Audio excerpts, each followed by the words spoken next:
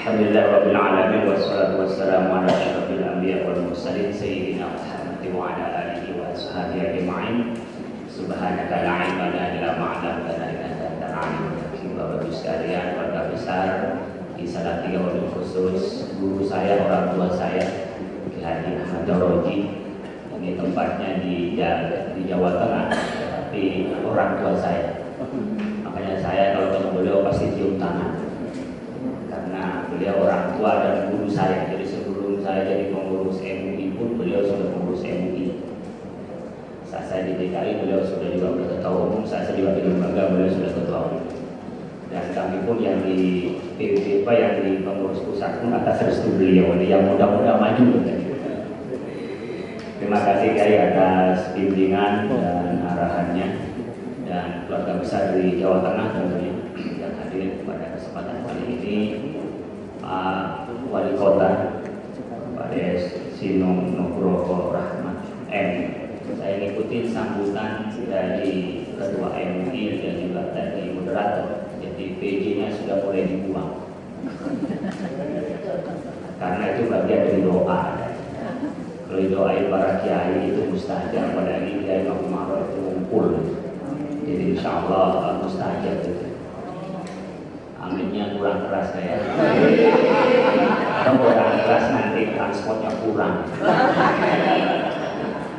Yang kami hormati Ketua Umum MUI Majelis Ulama Indonesia Salatiga, ini Mas Agus yang nyebutnya, sama-sama mantan aktivis. Hanya bedanya beliau itu dulu senang kajian, kalau saya senangnya gerakan.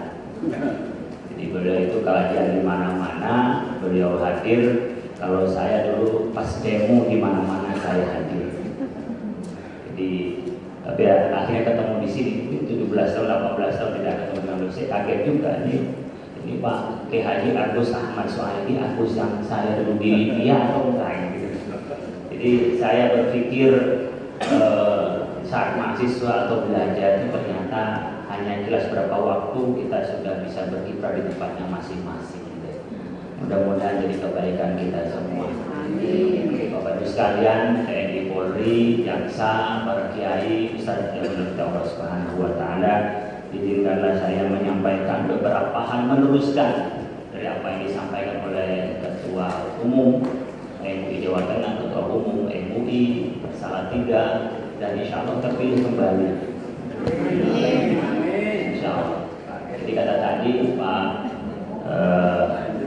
di kota disampaikan, ibu salam lama katanya, langsung aklamasi aja, tidak dibagi katanya. Katanya kayak Ahmad Doroji tadi apa juga rebutan gajinya juga nggak ada. Jadi nggak ada gaji malah rugi katanya.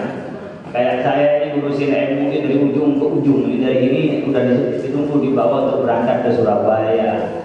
Besok itu acara di Surabaya, malam balik di Jakarta. Pagi-pagi saya itu ya acara pesantren, siang harus berangkat seminar di Mekah. Seminarnya di Mekah. Jadi saking sibuknya sampai lupa menikah lagi. Mohon maaf nih ya, jadi kebiasaan jadi penceramah harus dibumbui dengan sedikit senyum-senyum gitu.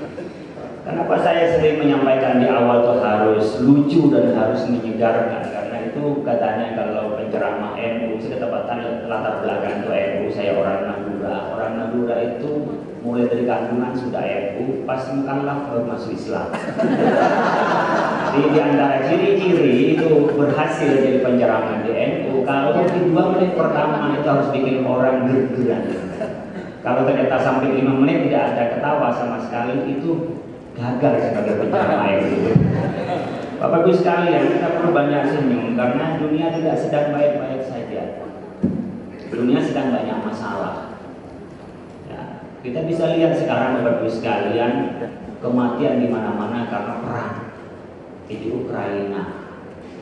Ada karena persoalan sendiri negara, mungkin karena ekonomi, bahkan juga karena paham seperti di Yaman itu paham Houthi dengan kelompok di Yaman itu juga, dan sekarang juga di Syria masih. Kalian lihat sekarang banyak di Sudan itu sampai eksodus. Jadi dunia tidak sedang baik-baik saja. Mungkin di Salatiga yang sedang baik-baik saja.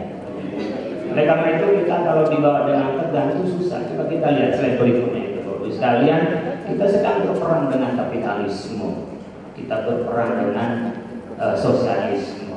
Kita ini coba membawa nation state dengan Wasabiyatul Islam, itu tidak mudah. Kalau saya berdiri di tengah menyampaikan ini sesat, nah ayat yang ini sesat-sesatin. Diem aja, sesat urusan Allah katanya. Allah yang nyerai ke ulama, kok ulama disuruh diam? Kan nggak masuk akal. Tapi begitu juga sekalian, kalau kita tidak memberikan respon hal yang kecil di sosial media, itu dia nggak yang kecil aja, yang kemarin pakai jilbab lalu makan es krim begini. Ini gimana kan pakai penista agama atau tidak? Jadi orang sekarang yang tidak suka dianggap penista agama. Kalau tidak respon, MUI mingkem aja katanya. Itu bahasanya begitu. Jadi kita kanan kiri itu memang tidak sedang baik-baik saja. Kalau kita tidak kuat di tengah, kita akan diseret ke kanan, diseret ke kiri, kita kayak jadi ya bulan-bulanan. Tapi kalau kita kuat di tengah, akan menyeret orang yang di kiri tengah, yang di kanan itu ke tengah. Kalau kita kuat, kalau tidak kuat, bulan-bulanan gitu.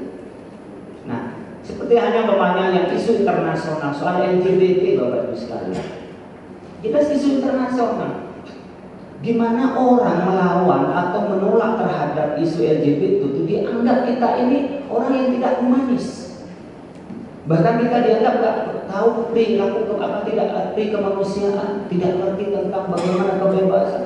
Disalahkan kita. Bahkan barangkali itu seorang pendeta yang di Amerika gara-gara dia mengatakan di buletinnya bahwa dia hanya mengakui pernikahan berlawan jenis, itu langsung masuk penjara. Betapa kerasnya. Jadi yang keras bukan pada agama Islam, tapi agama ini sedang diancam oleh dunia. Ada trauma pada masa keemasan itu, dianggap agama mengancam dan dianggap agama itu memperhambat kemajuan. Ini tantangan di dunia, maka bukan hanya agama Islam, dan ternyata Islam yang paling kuat diakui oleh teman-teman agama lain. Coba di Indonesia nggak ada Islam katanya, LGBT nggak lewat terus sekali. Kita aja yang coba kita kalau pikir, kita yang nggak normal, kita tahu mereka. Kalau laki, goyang laki itu mau diapain? Perempuan mau kawin sama perempuan, ini mau bola voli atau mau kawin? Ini mau main anggar atau mau kawin, Bapak Ibu sekalian? Dan sementara kiai-kiai untuk berbagi keturunan nikah lebih dari satu, dianggap kejahatan. Ini pasti yang ketawa kiai ini nikah lagi yang nggak berani. Coba nikah baik-baik diminta sama orang tuanya, ada akadnya, dia nggak kejahatan. Bahkan ibu-ibu nggak mengundang lagi kalau ada pencerahan istrinya lebih dari satu. Padahal yang dinikah itu mau, mungkin nyakiti pada istri tua, tapi itu beri kesenangan pada istri muda. Berbagilah. Tepuk tangannya terlambat ini. Tepuk tangan terlambat itu gimana? Coba kira-kira itu yang mana Bapak Ibu sekalian? Orang baik-baik kalau ajaran kita sampai 4, kalau kita adil itu nggak pernah dicoba, kapan kita tahu adil. Nah, sementara orang laki dengan laki, perempuan dengan perempuan itu dianggap normal. Jadi kalau saya lihat dari aspek kemanusiaan, aspek ajaran, di dunia tidak sedang baik-baik saja. Jadi siapapun yang menolak, kita dipersekusi, kita ini dihadang di mana-mana, Bapak Ibu sekalian. Teman-teman yang tidak ada LGBT belum tentu bisa lolos dan mudah dia ngurus visa ke Amerika, ke Eropa. Teman saya profesor yang di Amerika, ketika saya teriak-teriak dia bilang, Kiai teruskan, karena Kiai juga jarang ke Amerika. Kalau kami di dosen di sana pasti dipermasalahkan. Itu real Bapak Ibu sekalian. Jadi dunia sedang tidak baik-baik saja, sementara orang nikah lebih dari satu, lillahi ta'ala, ada ajarannya, dan kita bisa berlaku adil, yang adil. Yang nggak adil ketepatan yang nggak bisa, balik lagi satu. Kalau dua nggak adil Pak, ini coba dulu, kok nggak adil, balik satu lagi. Kalau dua tidak adil, coba aja tambah barangkali kalau 3 lebih seimbang. Tidak bisa juga, tidak coba 4 nggak adil, balik satu lagi. Jadi kita Bapak Ibu sekalian jelas ajarannya, jelas ada tuntunan, tapi dianggap kejahatan orang yang tidak lebih satu itu. Nah, ini persoalan pemahaman keagamaan. Jadi ada sekarang juga sekali di birokrasi, orang yang baik-baik rajin ke masjid itu dicurigai. Sementara orang yang korupsi karena dia berjamaah di bagian daripada toleransi. Jadi tidak sedikit sebenarnya di antara kita yang baik-baik itu menjadi musuh bersama, sementara orang yang jahat karena dia berkelompok dianggap sebuah kebaikan. Ini fenomena. Jadi kita ingin memotret dari seluruh yang ada di luar dan ada di tengah-tengah kita. Yang paling mudah lah sekarang namanya tadi Kedorji sampaikan tentang soal akhlak. Ibu-ibu sekalian itu sekarang udah rajin pegang HP, bapaknya rajin. Katanya hasil penelitian orang pegang HP dalam sehari semalam tuh sekalian minimal 8 jam. Saya yakin ya Pak Wali Kota kalau pas pergi ketinggalan handphone pasti balik. Tapi coba ketinggalan istri. Alhamdulillah. Coba kita tanya, kalau pegang 8 jam sehari pegang handphone begini, kira-kira bapak-bapak pegang istrinya berapa lama sehari? Kalau yang udah tua-tua itu kadang-kadang kalau nggak jadi pas ada nggak diapa-apain. Jadi Bapak Ibu sekalian, sekarang ini fenomenanya apapun kita sudah bisa lihat dalam konteks keagamaan. Orang lebih percaya apa yang ada di handphone ini. Oke, slide berikutnya. Ini yang disebut dengan post-truth Bapak Ibu sekalian. Kita bertemu dengan sekarang globalisasi itu bertemu dengan namanya post-truth. Orang hanya percaya pada pikirannya sendiri, maka ketika ada tema judul sesuai dengan pikirannya, share. Gak tahu isinya apa sama dengan judul atau tidak, gak penting. Makanya tadi umpamanya ketika sekarang dakwah itu tidak lagi persoalan siapa yang enak orasinya, tapi siapa yang kelompok saya. Maka sekarang berantem orang itu mau masuk di TV karena harus memasukkan kelompok saya. Di media sosial banyak-banyak kan viewernya dan followernya untuk menunjukkan ini kelompok saya yang maju. Jadi lillahi kalimatillah izzatul lisan muslim itu lebih kecil daripada izzatul jamaah dan kelompoknya sendiri yang bagaimana memunculkan keislamannya itu lebih kecil daripada memunculkan kelompok. Jadi sekarang bertarung di kita ini berkenaan dengan kelompok aliran dan itu tidak mustahil nanti menjadi politik aliran. Ini saya tadi diminta oleh Pak Wali Kota, Pak, gimana dengan tahun politik? Itu bedanya antara politik identitas dan identitas politik. Identitas politik itu niscaya nggak mungkin kita menghindari saya muslim, saya berasal dari mana, itu identitas. Tapi politik identitas jangan sampai kena kereta muslim, kita menghadap orang muslim di luar konstitusi kita. Nggak boleh jadi wali kota di Salatiga. Kenapa? Karena dia non muslim, nggak bisa melarang. Karena kesepakatan kita, siapapun bisa. Tapi boleh atas nama identitas politik saya mendukung orang yang seagama dengan saya. Tapi saya tidak mempersekusi dan tidak menghina pada agama lain. Itu bedanya politik identitas dengan identitas politik. Maka kami setuju aturan KPU dan MUI menyampaikan juga jangan kampanye di dalam masjid. Tapi pas pakai sandal keluar masjid kampanye silahkan, tapi dalam masjid jangan. Makanya sampai ke politik kemarin sempat dibahas di MUI pusat. Posisi politik kita MUI tidak boleh masuk dalam ranah politik. Tapi kami tidak akan pernah menghalangi hak politiknya. Ma'ruf Amin ketika jadi cawapres itu masih sebagai ketua umum MUI, tapi jangan pernah ada acara MUI dipakai kampanyenya Ma'ruf. Dan alhamdulillah sampai akhir tidak ada. Demikian juga ketika kita di masjid, di dalam masjid silahkan bicara politik, tapi politik keadaban, tapi tidak kampanye politik. Mencari yang jujur, tuntunan Nabi seperti apa dalam politik, al-imamatu mawdu'atun bi khilafatin membuat fi rasadati wasat dunia. Pemimpin itu adalah meneruskan misi kenabian untuk menjaga bagaimana kebebasan umat beragama dan bagaimana menjaga stabilitas sosial. Kata Al-Mawardi dalam kitab Al-Ahkam Sultan itu perlu. Tapi ketika bilang pilih nomor 1, pilih nomor 2, dia sudah pelanggaran. Kenapa? Yang nomor 2 dibilangin nomor 1 besok nggak ke masjid lagi. Begitu juga kada bilang nomor 1, yang nomor 2 nggak masuk, kada bilang nomor 2, yang nomor 1 juga tidak akan masuk. Begitu juga partai A, B, C, dan D, hanya apa? Masjidnya sepi dan rumah atau tempat berantemnya orang berpolitik. Ini yang tidak kita inginkan. Bukan berarti memisahkan agama dengan politik. Agama dengan politik itu harus beriringan. Bukan berarti agama menjadi subordinat dari politik. Ini kok diam semua? Apa ini? Ini menyimak atau ngantuk ini? Terlalu serius atau gimana ini? Saya teruskan. Jadi Bapak-Ibu sekalian nggak mungkin hidup ini tanpa politik. Ad-dinu wa daulatu tawamatan. Fad-dinu aslun wa daulatu hadisu wa ma'ala asralahu wa ma'ala dina lahu fala asralahu wa ma'ala Haris tahu famahtumu. Jadi fadhailun wa man la aslahu fadhailun famahtumu wa la haza famahtumu. Jadi agama dan negara itu bagaikan dua sejoli. Agama sebagai nilai fondasinya, kemudian negara sebagai penjaga dan pelaksana eksekusi dari nilai-nilai itu. Kalau kita mengatakan Al-Quran wala tamshi fil ardi maraha, jadi kita kebut-kebutan di jalan, itu kan kita cuma ceramah. Tapi ketika wali kota bicara kepada Pak Kapolres, itu tolong itu orang ditilang yang kebut-kebutan, yang melanggar lampu merah, menjadi harisun, dia mengeksekusi dari nilai-nilai. Maka ketika negara, kalau wali kota tanpa majelis ulama dan tanpa ulama dan tergabung dalam ormas-ormas itu, ya akan hampa, nggak ada kemajuan apa-apa. Tetapi begitu juga ulama yang tergabung di MUI, di ormas-ormas Islam, NU, Muhammadiyah, PKI, dan seterusnya, tanpa dibantu oleh pemerintah, ya nggak bisa apa-apa. Maka saya bahagia pembukaan musda ini di kantor wali kota Salatiga. Tapi setelah di kantornya jangan lupa anggarannya.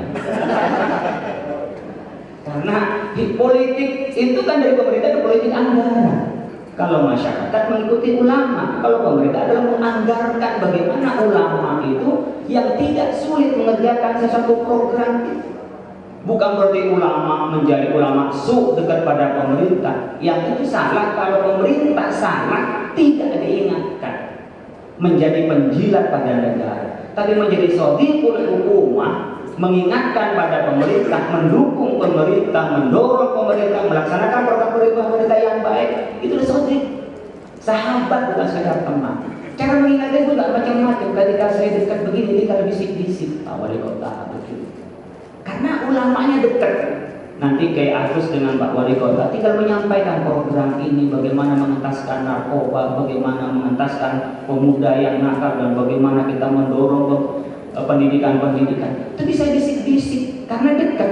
Tapi kalau tidak dekat, ada kemauan teriak-teriak, itu udah otomatis orang yang dekat ikut berbisik, orang yang jauh pasti teriak-teriak. Ketika teriak-teriak, maka orang yang nggak berkepentingan ikut mendengar. Ketika ikut mendengar, itu pasti ada bising, dan kalau bising dianggap gaduh. Akhirnya apa? Tidak efektif pemerintahan dan tidak efektif juga perjuangan ulama. Ini betul butuhnya antara ulama dan umarok tahu amatan. Ini hubungannya politik dan agama. Posisinya Majelis Ulama Indonesia menjadi shadiqul hukumah dan khadimul ummah, menjadi pelayan umat. Makanya ke Daurodi ke sana. Umur berapa beliau? Umur berapa ya? 83, masih seger. Ini orang-orang dulu tuh bagus sekalian, memang kuat-kuat. Saya nggak tahu beliau mau nikah lagi atau enggak. Orang dulu kuat-kuat. Kakek saya itu umur 90 tahun. Kalau yang muda-muda sekarang itu trennya meninggal umur 40 tahun. Padahal Nabi mengatakan amal umati banyak sikti bahwa sampai umur umatku antara 60 sampai 70 tahun. Kalau lama jauh zadalik, sedikit yang lebih dari 70 tahun, apalagi 80 tahun jadi wapres. Itu satu-satunya kayak Ma'ruf. Dan sekarang namanya beliau Pedro kita 43, itu kuat. Kita diberikan oleh Allah Subhanahu wa Ta'ala kekuatan. Nah, sekarang banyak orang yang muda-muda udah banyak penyakitnya, udah kalah dengan orang yang tua. Lagi tren umur 40 tahun itu meninggal. Ya, Kamil Manik itu umur 40 tahun. Al Musawar itu dulu meninggal umur 40 tahun. Ujek Stajevi itu 40 tahun. Yang 39 tahun insya Allah tahun depan.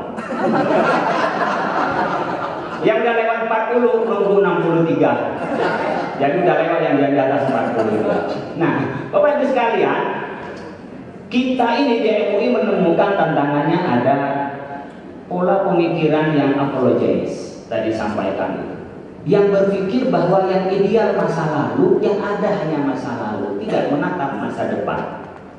Ini mirip dengan orang yang rebutan nasab ini, nasab terus dihitung. Enggak sih, bagus ya Pak bicara nasab, bagus biar ketahuan karena kita hitung nasab. Tapi membangga-banggakan nasab itu tidak ada dalam rumus Islam. Membangga-banggakan, menghormati keturunan Nabi, iya dihormati. Tapi tidak berarti setiap keturunan Nabi itu maksum, tidak. Tapi tidak berarti keturunan Nabi lebih mulia daripada ilmu. Enggak, ilmu lebih mulia daripada soal keturunan. lam yuwarisu dinar wala dirham walakin warathu al-ilma fa akhadha fa akhadha bihadzin wafir itu ilmu. Maka warasatul anbiya bukan keturunannya. Ini biar kita nggak setback ke belakang. Nabi yang sudah menghilangkan jahiliyah, orang disuruh iqra bismi rabbikal ladzi khalaq, itu hilang gara-gara keturunan. Ini banyak yang mikirin nasab tapi lupa mikirin nasibnya. Padahal kadang-kadang nasab itu bisa diubah karena nasib, bisa naik atau turun tergantung nasibnya. Ini kita ketemu dengan apologetis model begitu, Bapak sekalian. Perdebatan habis waktu gitu, lupa untuk bicara bagaimana kita pemikiran yang dinamis, mengakomodir kemajuan. Ini tantangan ke depan, tantangannya. Salah 3 tahun lalu itu menjadi daerah yang paling toleran, ternyata turun. Nah, kan harus diraih kembali prestasi itu. Jadi itu bagian dari tantangan. Artinya apa? Kita ini berlomba sekarang itu mendapatkan simbol. Karena kalau kita enggak ada dicap kita baguskan, dicap teroris lah, dicap wah tidak toleran dan seterusnya. Nah, ketika salah 3 menjadi prototip, orang melihat oh kayak gitu prototipnya berdasarkan agama dan mau kita bertoleransi kepada yang lain. Toleransi tidak berarti kita ini melepaskan agama kita, membiarkan orang berbuat. Kalau kita kasih tahu silakan, tapi tidak bisa melepaskan akidah kita. Sembahyang di gereja, sembahyang di pura, nggak usah. Tapi jangan mengganggu orang yang mau ke pura dan orang mau ke gereja. Nggak, mereka diajak ke masjid, nggak perlu. Ketemunya di hotel aja, nggak usah ketemu di masjid. Lebih enak ada makan-makannya di restoran daripada diajak ke masjid atau diajak ke gereja. Saya termasuk yang kurang setuju selawatan di gereja. Biarkanlah mereka itu beribadah di tempatnya, kami beribadah di tempat kami, lakum dinukum waliyadin. Tapi jangan saling mengganggu. Jadi toleransi tidak berarti melepaskan identitas, tetapi tetap punya identitas, tapi tidak mengganggu identitas orang lain. Tetap melaksanakan ajaran kita, tapi tidak mengganggu ajaran orang lain. Jadi kalau ada gereja, nggak usah dijaga gerejanya oleh kita. Ada polisi yang jaga, ada TNI yang jaga. Kecuali minta bantuan sama kita, ya kita jaga, termasuk jaga doa, mudah-mudahan aman dan damai. Tapi ada yang punya kewajiban dalam konteks negara ini. Ini contoh Bapak Ibu sekalian, kita membangun toleransi dan pola pikir yang dinamis. Itu tidak sampai liberal tidak, tapi tidak sampai kepada ekstremis radikal tidak. Oke, slide berikutnya, Bapak Ibu sekalian. Kita akan bertemu juga banyak hal tantangannya Bapak Ibu sekalian. Konflik yang tak pernah selesai di kita ini, konflik Sunni sama Syiah. Itulah itu nggak pernah selesai. Ya, disulut dikit terjadi. Jadi kita Bapak Ibu sekalian membangun toleransi, jangan saling mengganggu, dan membangun dinamis ini adalah tokoh agama, ulama dengan pemerintah memberikan sesuai porsinya. Tapi kalau udah saling dia cross begitu, dia akan menjadi konflik Bapak Ibu sekalian. Di internal sendiri sekarang ada sebutan Wahabi lah, Sunni lah, dan kelompok-kelompok, termasuk kelompok-kelompok sempalan Bapak Ibu sekalian. Dan sekarang di Indonesia ini kelompok apapun makin aneh, makin banyak pengikutnya. Yang nggak aneh-aneh, sedikit pengikutnya. Jadi sekarang mau seperti apapun itu ada, dan itu ada Bapak Ibu sekalian. Dulu Musaddiq ngaku Nabi itu banyak pengikutnya, dan biasanya orang-orang yang macam-macam itu nggak mau ketemu sama MUI. Termasuk Pak Juli Gumilang itu nggak mau ketemu MUI. Jadi kalau MUI tidak dihargai, memang begitu Bapak sekalian. Banyak haqqi wal batil itu pasti ada persoalan. Nanti kita dibuktikan di pengadilan gitu seperti apa. Dan itu sudah mulai terungkap satu persatu. Nah, Bapak Ibu sekalian, tugas kita adalah pembagian tugas seperti ini. Slide berikutnya, kita akan menyampaikan tentang wamakan dan mu'minun liyanfiru kafah falaula nafara min kulli firqatin minhum ta'ifatun liyatafaqahu fid-din wa liyunziru qaumahum idza raja'u ilaihim la'allahum yahdharun. Ini ayat yang menggambarkan pada saat itu perang, mengatakan perang Uhud dalam satu tafsirnya, perang oleh Allah Subhanahu wa taala dibilang jangan semua masuk ke medan perang. Ada falawlana faqami kulli firqatin minhum ta'ifatun liyatafaqahu, ada ulama yang belajar agama. Jadi anak kita jangan semuanya ikut jurusan arsitek, jangan semuanya jurusan matematika, fisika, jangan semua jadi TNI, semuanya Polri. Perlu ada TNI, ada Polri, perlu yang jurusan pertanian perlu, tapi harus ada yang jurusan agama. Falaula nafaru min kulli firqatin minhum ta'ifatun liyatafaqahu, ada yang tafaqquh fiddin. Untuk apa? Liyunziru qaum idza raja'u ilal amil. Ini akan menjadi pengingat sumber nilainya. Jadi kalau punya anak 3, jangan semuanya jurusan umum, minimal ada 1 yang jurusan agama.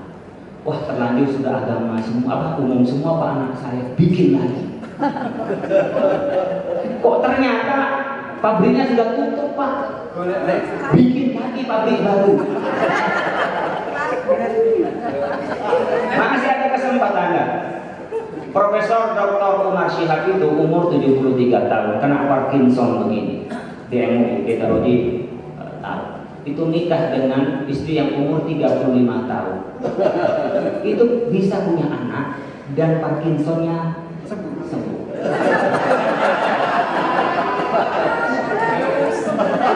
Ibu-ibu nolong sama suami. Makanya banyak kemarin pada saat COVID itu bapak-bapak banyak tiba-tiba langsung wah gara-gara COVID. Kenapa? Di rumah diomelin terus sama istrinya.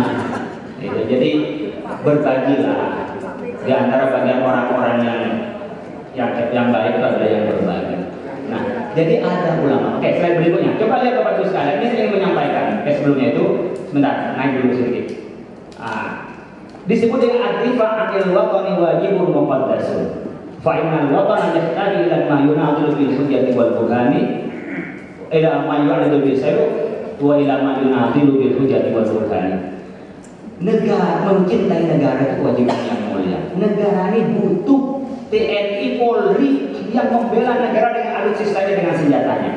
Tapi saat yang bersamaan negara butuh kiai yang jago debat dan jago mesin narasi dan argumentasi. Sekarang bagus sekalian, kita nggak perlu ditembak, nggak perlu kita diambil negara ini. Tapi cukup pikiran aja yang diubah melalui medsos sudah berubah Bapak Ibu sekalian. Coba pikirkan. Kalau negara tanah kita ini HGU-nya dipersilahkan kepada kita, apalagi kepada asing, 190 tahun, berapa generasi? Gak usah dijajah Bapak sekalian. Maka saya minta PP itu ditinjau kembali, bahkan diubah. Ini baru temannya pemerintah, bukan kita musuhin. Pak, kasihan Bapak bikin ketetapan sekarang 4-5 generasi baru bisa kembali. Itu pun kalau kembali kok nggak balik nama. 190 tahun HGU yang baru, peraturan presiden saya minta diubah itu Pak. Saya tidak dengan cara marah-marah, dengan sambat-sambat, enggak, tapi ini untuk kebaikan di masa yang akan datang. Silahkan diperdebatkan, silahkan diuji yang ilmu sosiologi, tapi ini kedaulatan negara. Masa HGU, hak guna umum untuk pembangunan dan penggunaan sampai 190 tahun? Ini kan sama dengan nasib Freeport yang dulu, ini lebih lama. Nah kayak gini kan perlu kita menyampaikan sebagai sodikul hukumah, bukan membenci negara, tapi jangan sambil sambat-sambat yang ngomongin yang enggak perlu.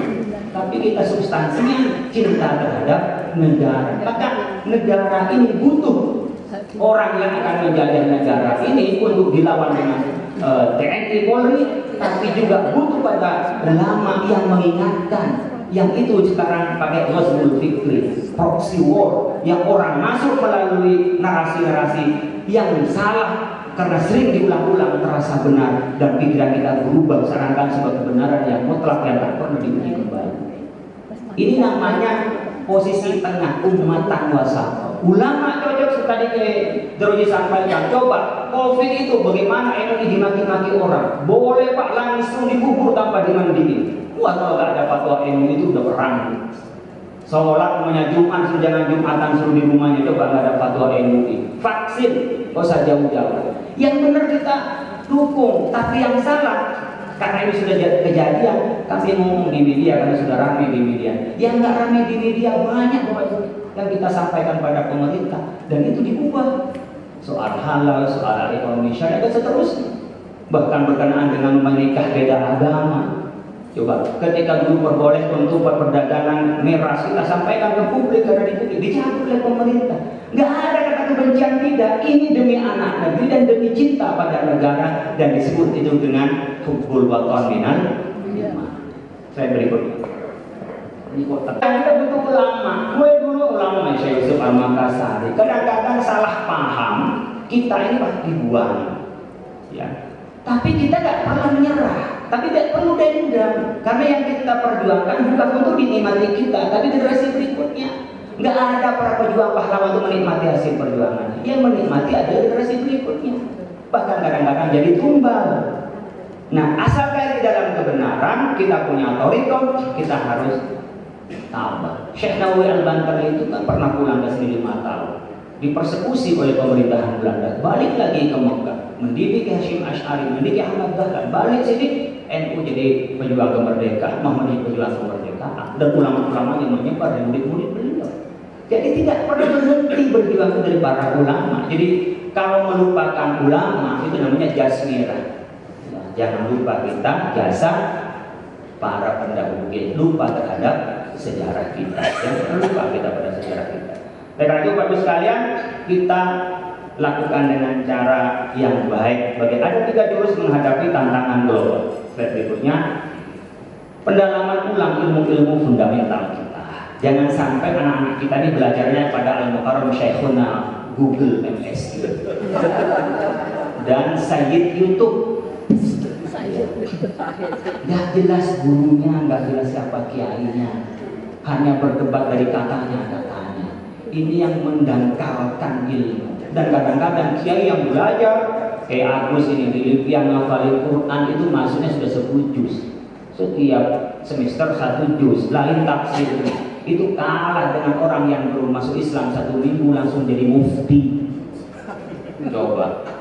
Ajrakum alal fatwa, ajrakum alal nar. Yang dikit-dikit berfatwa aja nanti cepat masuk neraka.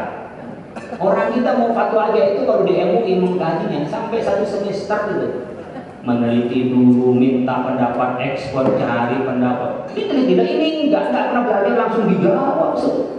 Ini hancurnya agama di tangan-tangan orang seperti itu. Dan ternyata umat kita senang yang model begitu. Itu Bapak Ustaz. Ini perlu tantangan nih. Oleh karena itu saya sering menyampaikan ke MUI, saya kedapatan bidang dakwah. Jangan hanya senang ceramah ke sana kemari, harus punya majelis taklim, punya pendidikan di rumahnya.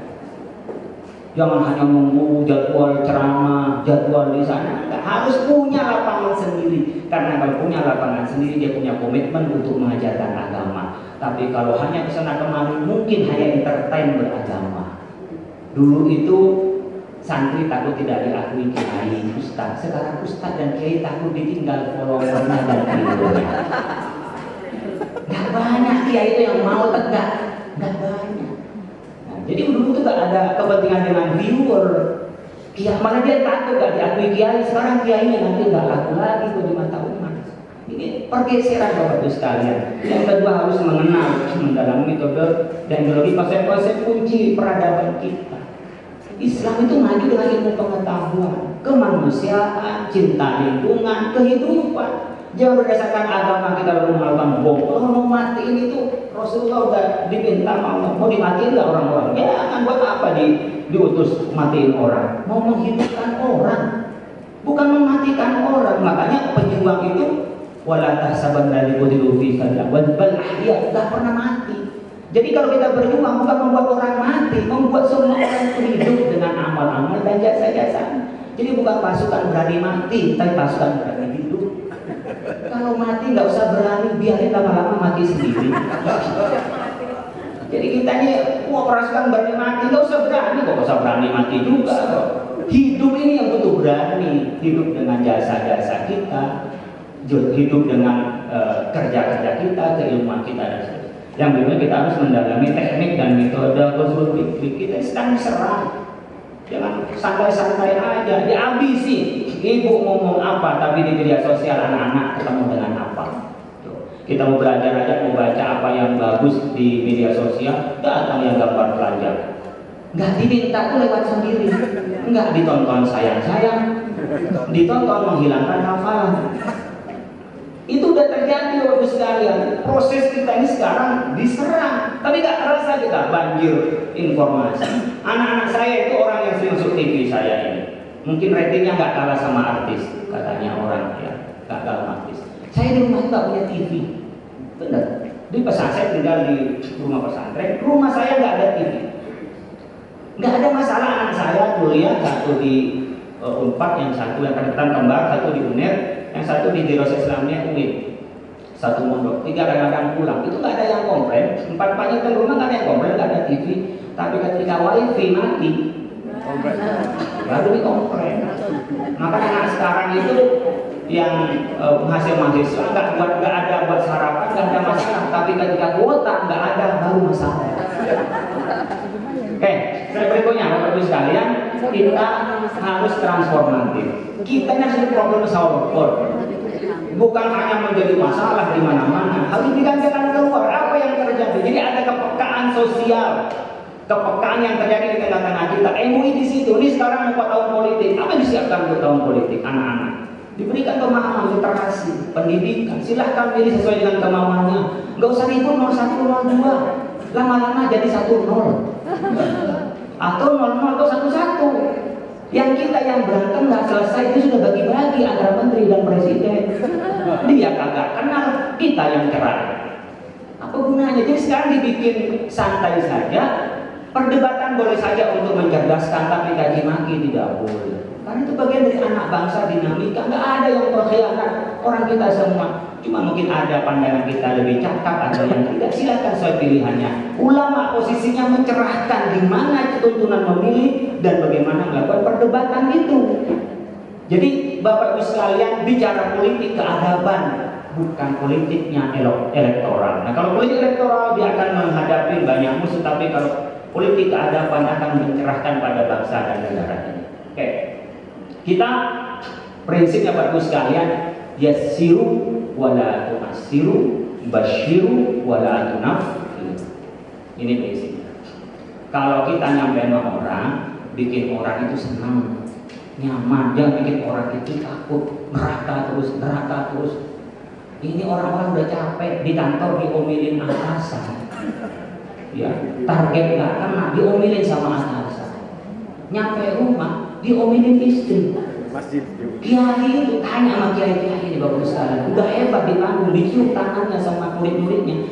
Pas diomelin istrinya, goblok mendadak. Tanya, saya mau tanya, kalau kiai ada yang berani sama istrinya, saya tanya doanya apa? Saya tak cari-cari kenapa kiai-kiai, bahkan jenderal itu bisa berwibawa kalau begitu. Itu panglima, tapi ada di atasnya panglima, istrinya panglima. Jadi bagus sekali saya tanya, kenapa kok suami-suami itu nggak ada yang wibawa sama istrinya? Ilahnya satu, sering dia telanjang depan istrinya. Jadi kalau pengen wibawa bapak sekalian, jangan pernah telanjang depan istrinya. Tapi gimana malam Jumat sunnah, malam lainnya wajib. Alhamdulillah, berarti masih kuat. Nah, Bapak Ibu sekalian, kita bersyukur bikin orang senang lah, bikin yang semangat. Jangan nakut-nakutin mulu, nakut masuk neraka. Kalau enggak Anda tuh mau bunuh diri saja biar masuk surga. Itu bukan masuk surga, masuk neraka. Pengen masuk surga, kecepatan lompatnya masuk neraka lagi. Jadi Bapak sekalian harus dituntun gimana cara masuk surga. Insani atau kemanusiaan. Maka itu ada ukhuwah Islamiyah, ukhuwah wataniyah. Ada ukhuwah insaniyah. Bukan ukhuwah basyariyah.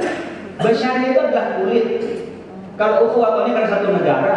Kalau namanya ukhuwah Islamiyah hanya antar umat Islam. Tapi kalau ukhuwah insaniyah, dia meliputi ketiganya, kemanusiaan. Laqad khalaqnal insana fi maka sebenarnya insan kami bukan basyar kami. Jadi ada yang dari tiga ini melengkapi menjadi ukhuwah insaniyah yang bukan ukhuwah basyariyah. Kelengkapannya disampaikan oleh Mbah Wahab Hasbullah. Nah, selanjutnya Bapak sekalian, kita akan memberikan peran ulama. Tauhidul ummah wa sya'bi. Ulama menyatukan umat dan negara. Jangan menjadi onar, menjadi masalah, ngajak membangkang, nggak ada buat. Ya, ini hasil perjuangan kita, tinggal bagaimana mengisi kemerdekaan. Tauhidul ummah wa sya'bi. Jadikan satu, ilmunya jadi spirit untuk khairun nasi anfa'uhum linnas. Yang paling mudah bagi yang lain. Yang kedua, kita ada khadimul ummah sholihun. Jadi kayak kue BK katanya Buya Hamka. Ya, Buya Hamka menyebut kue BK, di atas dipanasin, di bawah dipanasin. Maka ketika kemarin Covid, satu sisi kita harus menyampaikan bagaimana program pemerintah untuk menyelamatkan umat. Saat yang bersama umat juga ingin melaksanakan ajaran agama. Gimana jalan tengahnya? Dibilang MUI pengkhianat pada pemerintah, penjilat. Katanya pemerintah, MUI jadi pembangkang terhadap pemerintah. Nggak sedikit kita dituduh begitu oleh pemerintah. MUI yang menghalang-halangin kita. Habisin kalau gitu. Dibikinlah buzzer itu, bubarkan, bubarkan. Saya bilang bubarin MUI itu gampang. Gimana caranya apa? Undang MUI, baca-baca, kasih berkat, langsung baca Allahumma shalli ala Muhammad. Udah bubar sendiri. Tapi kalau ada berkatnya nggak bubar. Jadi kan, dikit-dikit kalau udah nggak setuju bubar Pak. Ketika setuju mendukung kelompok tertentu, MUI hebat gitu. Pas ketika nggak cocok, MUI bubarkan. Jadi udah biasa kita ketemu dengan model kanan dan model kiri. Karena kita ada di tengah, dipanasin di atas oleh pemerintah, dipanasin di bawah oleh masyarakat. Kita harus mampu mengayuh ini menjadi sebuah harmoni, instrumen yang indah dalam konteks kebangsaan dan negara sehingga menjadi baldatun thayyibatun wa rabbun. Oke, slide berikutnya, Bapak Ibu sekalian, saya akan percepat biar nanti ada dialog. Tugas kita ada pada tugas himayatul ummah, ini menjaga umat. Anil apa? Anil akidah al-batilah. Sekarang banyak proxy war, akidah kita dihancurin. Seakan-akan nggak benar yang disampaikan ulama, yang benar ini, yang benar. Coba kalau mereka kasus. Wah, sekarang mamanya, ibu, bapak sekalian, ketika mamanya Al-Quran dianggap qaulur rasul, benar enggak? Benar, ada dalilnya. Innahu laqaulur rasulin karim. Itu kan berarti pendapat. Iya, pendapat ada, itu pendapatnya Mu'tazilah, Al-Jahriyah, yang menghilangkan tentang sifat azali kepada Allah. Ada, tapi bukan Ahlus Sunnah wal Jamaah. Bapak Ibu sekalian, apalagi sampai mengatakan Allah nanti nggak akan ngerti bahasa Indramayu. Itu sudah mengkerdilkan. Itu disebut dengan penghinaan, penundaan, toknan lidin. Itu dulu kepada Rasul kan toknan lidin seperti itu, diremeh. Orang dan itu digembar-gemborkan. Nanti apalagi masuk dengan hukum agama, hukum internasional, masuk HAM, perdata dan seterusnya, dibikin puyeng. Jangan-jangan yang salah dia yang goblok, dia yang nggak ngerti dan seterusnya. Jadi kita akan masuk dengan proxy war itu yang akidah kita dihancurkan. Pikiran kita juga dihancurkan dengan di sini narasi. Coba bagus sekalian baca sana baca sini, bagus nggak baca bagus, tapi yang dibaca coba diseimbangkan daripada medsos dengan buku-buku yang juga berbobot itu. Jangan sampai sehari kita hanya ngikutin medsos, orang debat di situ nggak jelas. Cari minimal berapa jam yang untuk kita menambah ilmu. Saya selalu bawa iPad, paling mudah kita dari browsing jurnal, browsing kita punya langganan buku untuk mengupdate ilmu kita. Jadi nggak kebawa oleh medsos itu, dia merusak waktu kita habis dengan waktu yang seperti itu. Akhlak kita jadi buruk. Ke orang tua nggak menghormati, coba kepada guru tidak menghormati, Bapak Ibu sekalian. Terasa sekarang bagaimana anak-anak yang baru datang ke mertua kayak apa gitu, padahal anaknya yang dinikahi mertuanya direndahin. Nah seterusnya anak-anak kita dan seterusnya Bapak Ibu sekalian. Ini kita akan berhadapan dengan muamalah ribawi. Kita ada ekonomi syariah. Mungkin nanti di sini bisa dipelopori umatnya BUMD-nya atau apa yang itu yang mempraktikkan tentang lepas dari ribawi dan juga mengkaji atau dari halal produk-produk yang tidak halal itu fasilitas yang diberikan kepada kita. Tapi tidak mewajibkan semuanya. Ada yang nggak mau pakai sertifikat tidak apa-apa, tapi menjamin umat Islam makannya itu halal. Karena kalau haram itu bukan persoalan dia kepada Allah, tapi perilaku yang menjadi buruk gara-gara makan yang tidak halal. Oke, slide terakhir, himayatul daulah. Kita ada 4 pilar kebangsaan, bela negara, al-masaki, perasaan perundang-undang. Kita Bapak sekalian, undang-undang kesehatan, cipta kerja. Kita ada timnya deh. Untuk pusat, mungkin di Salatiga nanti ada perda-perda yang membangun pada umat, itu bisa dilakukan dengan himayatul daulah. Jadi menjaga negara itu bukan semata-mata karena orang yang mengancam di luar, itu urusannya TNI itu, kedaulatan itu, tapi bagaimana menjaga negara dari yang lain itu perlu kita lakukan. Mungkin Bapak Ibu sekalian itu bisa saya sampaikan, mudah-mudahan menjadi gambaran jelas. Artinya yang saya sampaikan, karena ini sudah di MUI, tugas MUI itu berat. Tadi kata kita, jika ada bayarannya, in ajriya illa Allah.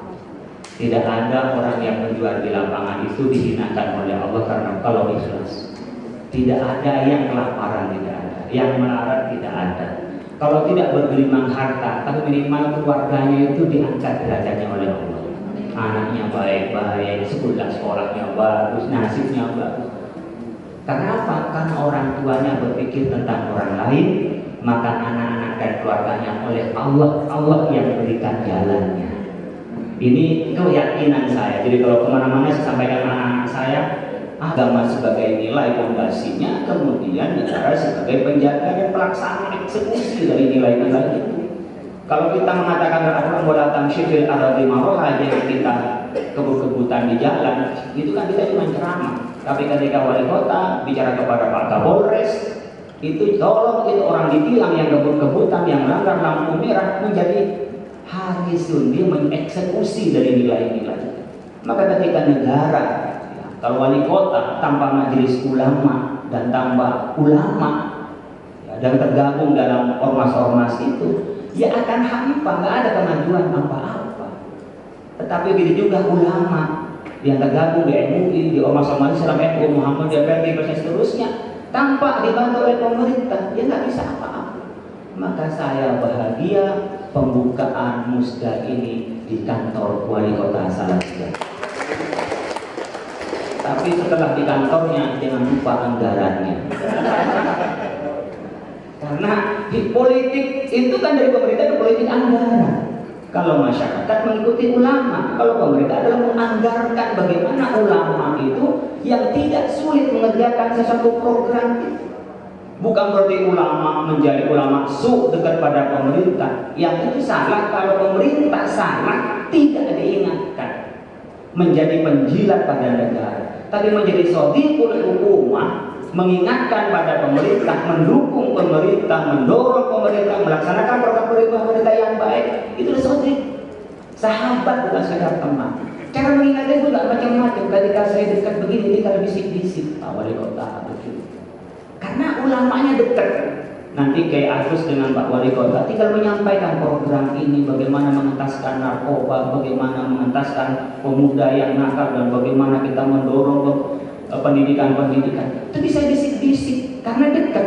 Tapi kalau tidak dekat, ada kemauan teriak-teriak, itu udah otomatis orang yang dekat cukup berbisik, orang yang jauh pasti teriak-teriak. Ketika teriak-teriak, maka orang yang tak berkepentingan ikut mendengar. Ketika ikut mendengar, itu pasti ada bising, dan kalau bising dianggap gaduh. Akhirnya apa? Tidak efektif pemerintahan dan tidak efektif juga perjuangan ulama. Ini betul butuhnya antara ulama dan umarok tahu amatan. Ini hubungannya politik dan agama. Posisinya Majelis Ulama Indonesia menjadi shodiqul hukumah dan khadimul ummah, menjadi pelayan umat. Makanya ke Daroni ke sana. Umur berapa beliau?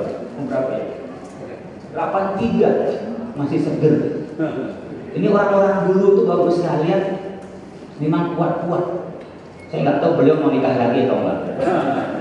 Orang dulu kuat-kuat. Kakek saya itu umur 90 tahun. Kalau yang muda-muda sekarang itu trennya meninggal umur 40 tahun. Padahal Nabi mengatakan amal umati banyak sitin buat sampai umur umatku antara 60 sampai 70 tahun. Kalau lama jauh zadalik, sedikit yang lebih dari 70 tahun, apalagi 80 tahun jadi wapres. Itu satu-satunya kayak Ma'ruf. Dan sekarang namanya beliau, dulu kita 83, itu kuat. Kita diberikan oleh Allah Subhanahu wa Ta'ala kekuatan. Nah, sekarang banyak orang yang muda-muda udah banyak penyakitnya, udah kalah dengan orang yang tua. Lagi tren umur 40 tahun itu meninggal. Ya, Kamil Manik itu umur 40 tahun. Al Musawwar itu dulu meninggal umur 40 tahun. Ujek Stajevi itu 40 tahun. Yang 39 tahun insya Allah tahun depan. Yang udah lewat 40 nunggu 63. Jadi udah lewat yang di atas 40. Nah, Bapak Ibu sekalian, kita ini di MUI menemukan tantangannya ada pola pemikiran yang apologetis tadi sampaikan, yang berpikir bahwa yang ideal masa lalu, yang ada hanya masa lalu, tidak menatap masa depan. Ini mirip dengan orang yang rebutan nasab ini, nasab terus dihitung. Enggak sih, bagus gak Pak bicara nasab? Bagus, biar ketahuan karena kita hitung nasab. Tapi membangga-banggakan nasab itu tidak ada dalam rumus Islam. Membangga-banggakan, menghormati keturunan Nabi, iya dihormati. Tapi tidak berarti setiap keturunan Nabi itu maksum, tidak. Tapi tidak berarti keturunan Nabi lebih mulia daripada ilmu. Enggak, ilmu lebih mulia daripada soal keturunan. Lam yuwaritsu dinar wala dirham walakin warathu al-ilma. Fa akhadha bihadri Hadzib wafirin itu ilmu. Maka warasatul anbiya, bukan keturunannya. Ini biar kita nggak setback ke belakang. Nabi yang sudah menghilangkan jahiliyah, orang disuruh iqra bismi rabbikal ladzi khalaq, itu hilang gara-gara keturunan. Ini banyak yang mikirin nasab tapi lupa mikirin nasibnya. Padahal kadang-kadang nasab itu bisa diubah karena nasib, bisa naik atau turun tergantung nasibnya. Ini kita ketemu dengan apologetis model begitu, Bapak sekalian. Perdebatan habis waktu gitu, lupa untuk bicara bagaimana kita pemikiran yang dinamis, mengakomodir kemajuan. Ini tantangan ke depan, tantangannya. Salah 3 tahun lalu itu menjadi daerah yang paling toleran, ternyata turun. Nah, kan harus diraih kembali prestasi itu. Jadi itu bagian dari tantangan. Artinya apa?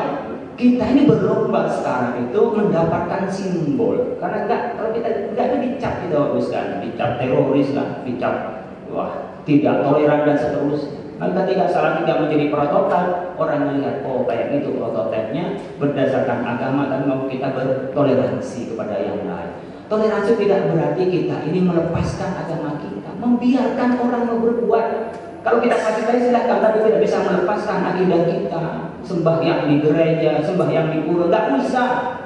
Tapi jangan mengganggu orang yang mau ke pura dan orang mau ke gereja. Nggak perlu mereka diajak ke masjid, nggak perlu. Ketemunya di hotel aja, nggak usah ketemu di masjid. Lebih enak ada makan-makannya di restoran daripada diajak ke masjid atau diajak ke gereja. Saya termasuk yang kurang setuju selawatan di gereja. Biarkanlah mereka itu beribadah di tempatnya, kami beribadah di tempat kami, lakum dinukum waliyadin. Tapi jangan saling mengganggu. Jadi toleransi tidak berarti melepaskan identitas, tetapi tetap punya identitas, tapi tidak mengganggu identitas orang lain. Tetap melaksanakan ajaran kita, tapi tidak mengganggu ajaran orang lain. Jadi kalau banyak ada gereja, nggak usah dijaga gerejanya oleh kita. Ada polisi yang jaga, ada TNI yang jaga. Kecuali minta bantuan sama kita, ya kita jaga. Termasuk jaga doa, mudah-mudahan aman dan damai. Tapi ada yang punya kewajiban di dalam konteks negara ini. Ini contoh Bapak Ibu sekalian, kita membangun toleransi dan pola pikir yang dinamis. Itu tidak sampai liberal tidak, tapi tidak sampai kepada ekstremis radikal tidak. Oke, slide berikutnya. Bapak Ibu sekalian, kita akan bertemu juga banyak hal tantangannya Bapak Ibu sekalian. Konflik yang tak pernah selesai di kita ini, konflik Sunni sama Syiah. Itulah itu nggak pernah selesai. Ya, disulut dikit terjadi. Jadi kita Bapak Ibu sekalian membangun toleransi, jangan saling mengganggu, dan membangun dinamis ini adalah tokoh agama, ulama dengan pemerintah memberikan sesuai porsinya. Tapi kalau udah saling dia cross begitu, dia akan menjadi konflik Bapak Ibu sekalian. Di internal sendiri sekarang ada sebutan Wahabi lah, Sunni lah, dan kelompok-kelompok, termasuk kelompok-kelompok sempalan Bapak Ibu sekalian. Dan sekarang di Indonesia ini kelompok apapun makin aneh, makin banyak pengikutnya. Yang nggak aneh-aneh, sedikit pengikutnya. Jadi sekarang mau seperti apapun itu ada, dan itu ada Bapak sekalian. Dulu Musaddiq ngaku Nabi itu banyak pengikutnya, dan biasanya orang-orang yang macam-macam itu nggak mau ketemu sama MUI. Termasuk Pak Jokowi Gumilang itu nggak mau ketemu MUI. Jadi kalau MUI tidak dihargai, memang begitu Bapak sekalian. Banyak haqqi wal batil itu pasti ada persoalan. Nanti kita dibuktikan di pengadilan gitu seperti apa. Dan itu sudah mulai terungkap satu persatu itu. Nah, Bapak Ibu sekalian, tugas kita adalah pembagian tugas seperti ini. Slide berikutnya, kita akan menyampaikan tentang wamakan dan mu'minun liyanfiru kafah. Falaula nafara min kulli firqatin minhum ta'ifatun liyatafaqahu fid-din wa liyunziru qaumahum idza raja'u ilaihim la'allahum yahdharun. Ini ayat yang menggambarkan pada saat itu perang, mengatakan perang Uhud dalam satu tafsirnya, perang oleh Allah Subhanahu wa taala dibilang jangan semua masuk ke medan perang. Ada falaula nafara min kulli firqatin minhum ta'ifatun liyatafaqahu, ada ulama yang belajar agama. Jadi anak kita jangan semuanya ikut jurusan arsitek, jangan semuanya jurusan matematika, fisika, jangan semua jadi TNI, semuanya Polri. Perlu ada TNI, ada Polri, perlu yang jurusan pertanian perlu, tapi harus ada yang jurusan agama. Falaula nafara min kulli firqatin minhum ta'ifatun liyatafaqahu, ada yang tafaqquh fid-din. Untuk apa? Liyunziru qaum idza raja'u ila amil. Ini akan menjadi pengingat sumber nilainya. Jadi kalau punya anak 3, jangan semuanya jurusan umum. Minimal ada 1 yang jurusan agama. Wah, terlanjur sudah agama semua, umum semua Pak anak saya, bikin lagi. Kok ternyata pabriknya sudah tutup Pak, bikin lagi pabrik baru. Masih ada kesempatan Anda. Profesor Dr. Umar Syihab itu umur 73 tahun, kena Parkinson begini. Di MUI, ditaruh di tahun. Itu nikah dengan istri yang umur 35 tahun. Itu bisa punya anak dan Parkinsonnya sembuh.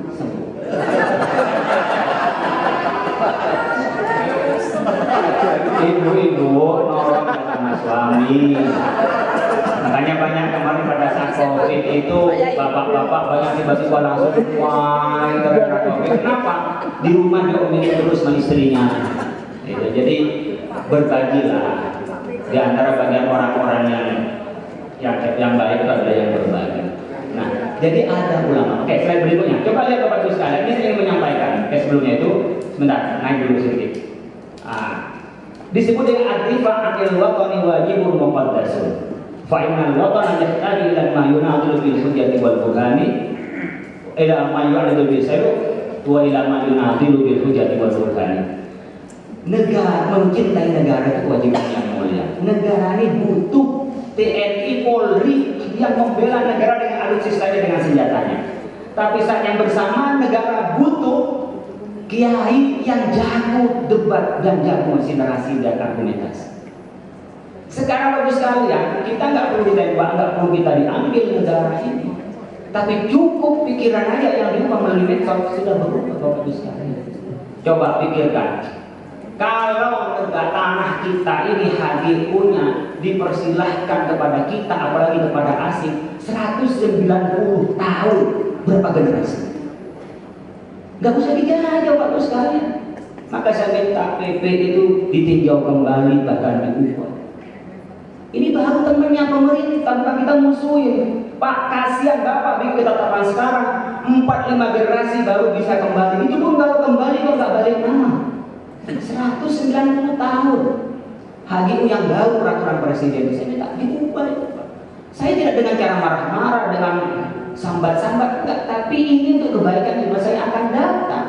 Silahkan diperdebatkan, silahkan diuji yang ilmu sosiologi, tapi ini kedaulatan negara. Masa HGU, hak guna umum untuk pembangunan dan penggunaan sampai 190 tahun? Ini kan sama dengan nasib Freeport yang dulu, ini lebih lama. Nah kayak gini kan perlu kita menyampaikan sebagai sodikul hukumah, bukan membenci negara. Tapi jangan sambil sambat-sambat yang ngomongin yang enggak perlu. Tapi kita substansinya cinta terhadap negara. Maka negara ini butuh orang yang akan menjaga negara ini untuk dilawan dengan TNI Polri, tapi juga butuh pada ulama yang mengingatkan. Yang itu sekarang pakai ghazwul fikri, proxy war, yang orang masuk melalui narasi-narasi yang salah karena sering diulang-ulang terasa benar dan pikiran kita berubah seakan sebagai kebenaran yang mutlak yang tak pernah diuji kembali. Ini namanya posisi tengah, ummatan wasata. Ulama cocok tadi Droji sampaikan. Coba COVID itu bagaimana MUI dimaki-maki orang? Boleh Pak langsung dikubur tanpa dimandiin. Wah, kalau nggak ada fatwa MUI itu udah perang.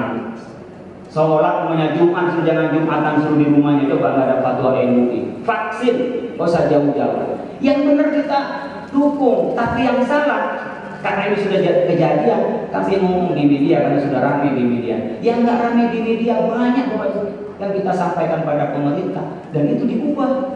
Soal halal, soal ekonomi syariah dan seterusnya. Bahkan berkenaan dengan menikah beda agama. Coba ketika dulu perbolehkan untuk perdagangan miras, kita sampaikan ke publik karena dicabut oleh pemerintah. Nggak ada kata kebencian, tidak. Ini demi anak negeri dan demi cinta pada negara dan disebut itu dengan hubbul watan minal iman. Saya berikutnya. Ini kota. Kita butuh ulama. Mulai dulu ulama Syekh Yusuf Al-Makassari. Kadang-kadang salah paham, kita ini pasti dibuang. Ya. Tapi kita nggak pernah menyerah. tapi tidak perlu dendam, karena yang kita perjuangkan bukan untuk dinikmati kita, tapi generasi berikutnya. Nggak ada para pejuang pahlawan untuk menikmati hasil perjuangan, yang menikmati adalah generasi berikutnya, bahkan kadang-kadang jadi tumbal.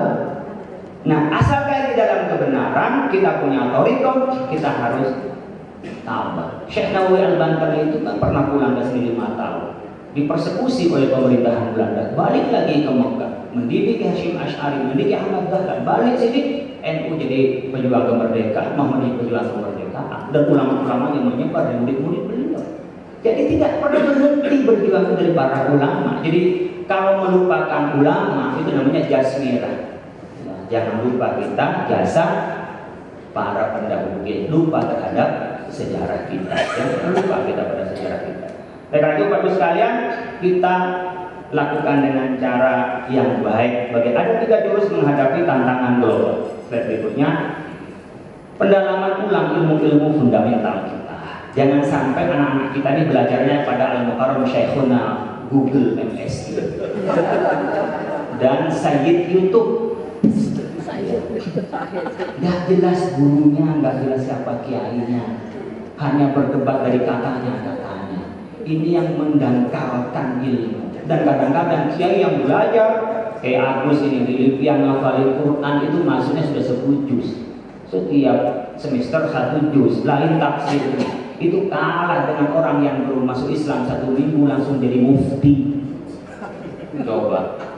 Ajrokum alal fatwa, ajrokum alal nar. Yang dikit-dikit berfatwa dia nanti cepat masuk neraka. Orang kita mau fatwa aja itu baru di MUI mengkajinya sampai 1 semester itu. Meneliti dulu, minta pendapat ekspor, cari pendapat. Ini enggak pernah berani langsung dijawab. Ini hancurnya agama di tangan-tangan orang seperti itu. Dan ternyata umat kita senang yang model begitu. Itu Bapak sekalian. Ini perlu tantangan nih. Oleh karena itu saya sering menyampaikan ke MUI, saya kedapatan bidang dakwah. Jangan hanya senang ceramah ke sana kemari, harus punya majelis taklim, punya pendidikan di rumahnya. Jangan hanya menunggu jadwal ceramah, jadwal di sana. Enggak, harus punya lapangan sendiri. Karena kalau punya lapangan sendiri, dia punya komitmen untuk mengajarkan agama. Tapi kalau hanya ke sana kemari, mungkin hanya entertain beragama. Dulu itu santri takut tidak diakui kiai, ustaz. Sekarang ustaz dan kiai takut ditinggal followernya dan videonya. Gak banyak kiai itu yang mau tegak, gak banyak.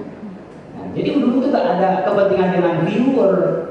Kiai mana dia takut gak diakui kiai. Sekarang kiainya nanti gak laku lagi di mata umat. Ini pergeseran Bapak Ibu sekalian. Yang kedua harus mengenal, mendalami metode dan ideologi konsep-konsep kunci peradaban kita. Islam itu maju dengan ilmu pengetahuan, kemanusiaan, cinta lingkungan, kehidupan. Jangan berdasarkan agama kita lalu melakukan bom. Kalau mau mati ini tuh Rasulullah udah diminta mau dimatiin nggak orang-orang? Jangan buat apa diutus matiin orang? Mau menghidupkan orang, bukan mematikan orang. Makanya pejuang itu wala tahsabanna liqutilu fi sabilillah bal ahya, enggak pernah mati.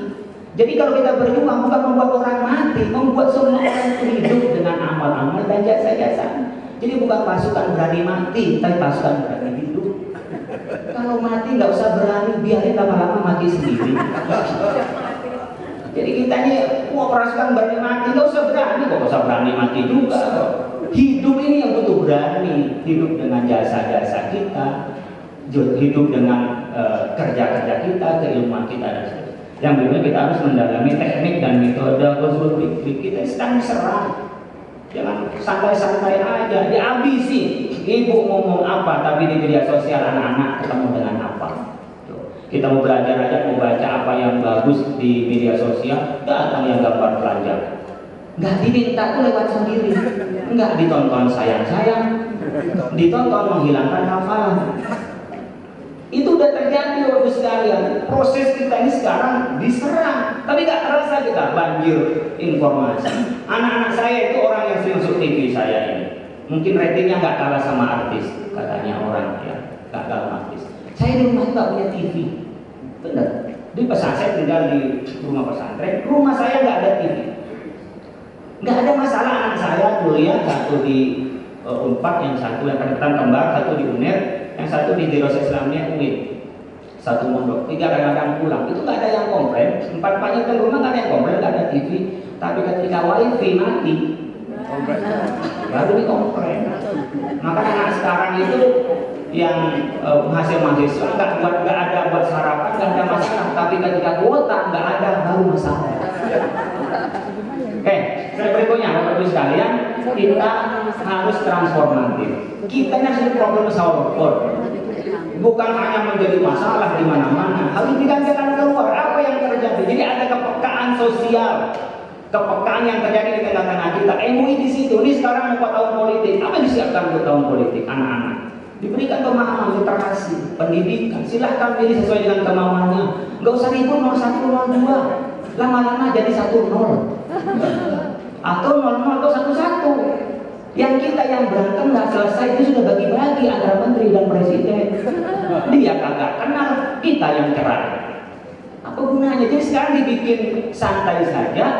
Perdebatan boleh saja untuk mencerdaskan, tapi caci maki tidak boleh. Karena itu bagian dari anak bangsa, dinamika. Nggak ada yang berkhianat. Orang kita semua. Cuma mungkin ada pandangan kita lebih cakap, ada yang tidak. Silakan sesuai pilihannya. Ulama posisinya mencerahkan di mana tuntunan memilih dan bagaimana melakukan perdebatan itu.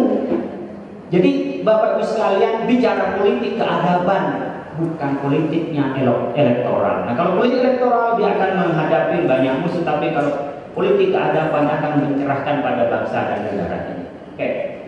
Kita prinsipnya Bapak Ibu sekalian, yassiru wala tu'assiru, basyiru wala tunaffiru. Ini prinsipnya. Kalau kita nyampe sama orang, bikin orang itu senang, nyaman, jangan bikin orang itu takut, neraka terus. Ini orang-orang udah capek di kantor diomelin atasan. Ya, target nggak kena, diomelin sama atasan. Nyampe rumah, diomelin istri. Masjid. Kiai itu tanya sama kiai-kiai ini Bapak sekalian, udah hebat di panggung, dicium tangannya sama murid-muridnya. Pas diomelin istrinya, goblok mendadak. Tanya, saya mau tanya, kalau kiai ada yang berani sama istrinya, saya tanya doanya apa? Saya tak cari kenapa kiai-kiai, bahkan jenderal itu bisa berwibawa kalau begitu. Itu panglima, tapi ada di atasnya panglima, istri nggak pernah. Jadi bagus sekali saya tanya, kenapa kok suami-suami itu nggak ada yang wibawa sama istrinya? Ilahnya satu, sering dia telanjang depan istrinya. Jadi kalau pengen wibawa bapak sekalian, jangan pernah telanjang depan istrinya. Tapi gimana malam Jumat sunnah, malam lainnya wajib. Alhamdulillah, berarti masih kuat. Nah, Bapak Ibu sekalian, kita bersyukur bikin orang senang lah, bikin yang semangat. Jangan nakut-nakutin mulu, nakut masuk neraka.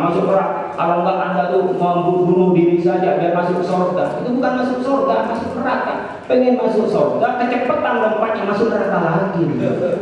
Jadi Bapak sekalian harus dituntun gimana cara masuk surga. Insani atau kemanusiaan. Maka itu ada ukhuwah Islamiyah, ukhuwah wataniyah. Ada ukhuwah insaniyah. Bukan ukhuwah basyariyah. Basyariyah itu adalah kulit. Kalau ukhuwah wataniyah kan satu negara. Kalau maunya ukhuwah Islamiyah hanya antar umat Islam. Tapi kalau ukhuwah insaniyah, dia meliputi ketiganya, kemanusiaan. Laqad khalaqnal insana fi sebenarnya insan kami bukan basyar kami. Jadi ada yang dari tiga ini melengkapi menjadi ukhuwah insaniyah dan bukan ukhuwah basyariyah. Kelengkapannya yang disampaikan oleh Mbah Wahab Hasbullah. Nah, selanjutnya Bapak sekalian, kita akan memberikan peran ulama. Tauhidul ummah wa sya'bi. Ulama menyatukan umat dan negara. Jangan menjadi onar, menjadi masalah, ngajak membangkang, nggak ada buat. Ya, ini hasil perjuangan kita, tinggal bagaimana mengisi kemerdekaan. Tauhidul ummah wa sya'bi. Jadikan satu, ilmunya jadi spirit untuk khairun nasi anfa'uhum linnas. Yang paling mudah bagi yang lain. Yang kedua, kita ada khadimul ummah sholihun. Jadi kayak kue BK katanya Buya Hamka. Ya, Buya Hamka menyebut kue BK, di atas dipanasin, di bawah dipanasin. Maka ketika kemarin Covid, satu sisi kita harus menyampaikan bagaimana program pemerintah untuk menyelamatkan umat. Saat yang bersamaan umat juga ingin melaksanakan ajaran agama. Gimana jalan tengahnya? Dibilang MUI pengkhianat pada pemerintah, penjilat. Katanya pemerintah, MUI jadi pembangkang terhadap pemerintah. Nggak sedikit kita dituduh begitu oleh pemerintah. MUI yang menghalang-halangin kita. Habisin kalau gitu. Dibikinlah buzzer itu, bubarkan, bubarkan. Saya bilang bubarin MUI itu gampang. Gimana caranya apa? Undang MUI, baca-baca, kasih berkat, langsung baca Allahumma shalli ala Muhammad. Udah bubar sendiri. Tapi kalau ada berkatnya nggak bubar. Dikit-dikit kalau udah nggak setuju bubar Pak. Ketika setuju mendukung kelompok tertentu, MUI hebat gitu. Pas ketika nggak cocok, MUI bubarkan. Jadi udah biasa kita ketemu dengan model kanan dan model kiri. Karena kita ada di tengah, dipanasin di atas oleh pemerintah, dipanasin di bawah oleh masyarakat. Kita harus mampu mengayuh ini menjadi sebuah harmoni instrumen yang indah dalam konteks kebangsaan dan negara sehingga menjadi baldatun thayyibatun wa rabbun.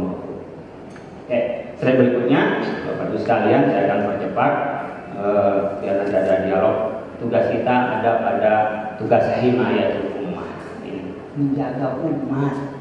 Anil apa? Anil akidah al-batilah. Sekarang banyak proxy war, akidah kita dihancurin. Seakan-akan nggak benar yang disampaikan ulama, yang benar ini, yang benar. Coba kalau mereka kasus.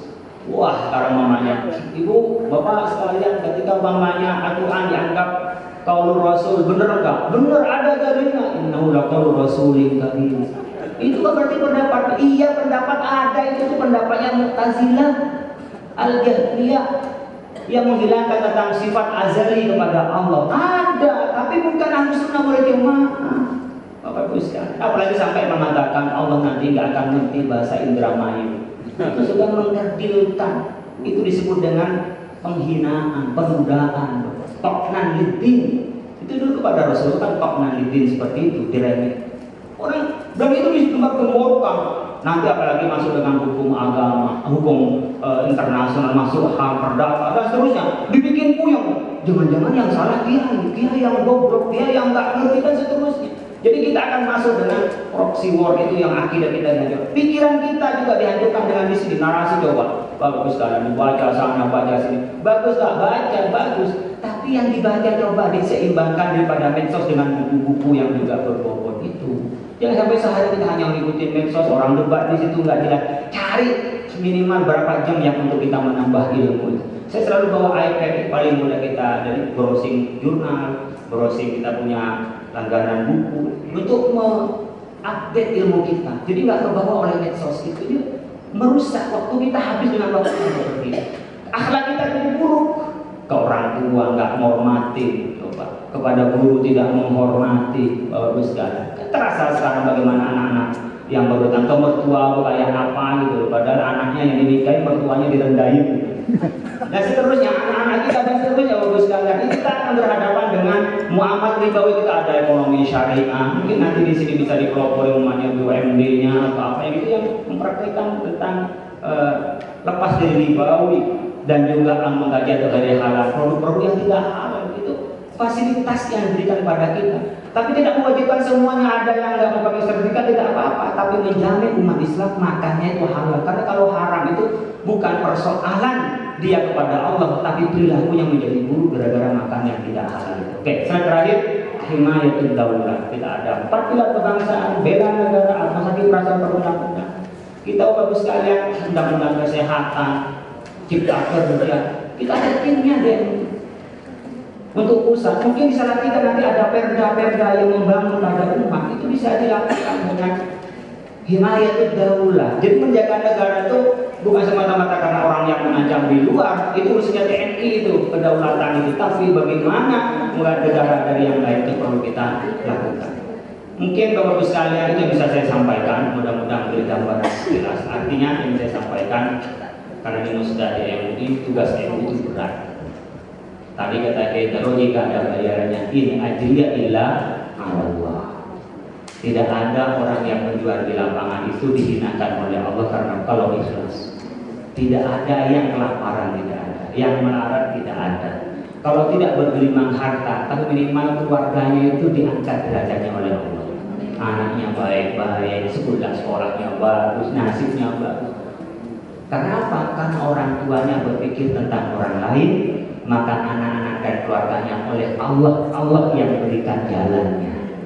Ini keyakinan saya. Jadi kalau kemana-mana saya sampaikan anak-anak saya, abah jarang ngajarin saya, abah jarang ngajarin saya. Yang ngajarin dan yang menjagamu adalah Allah.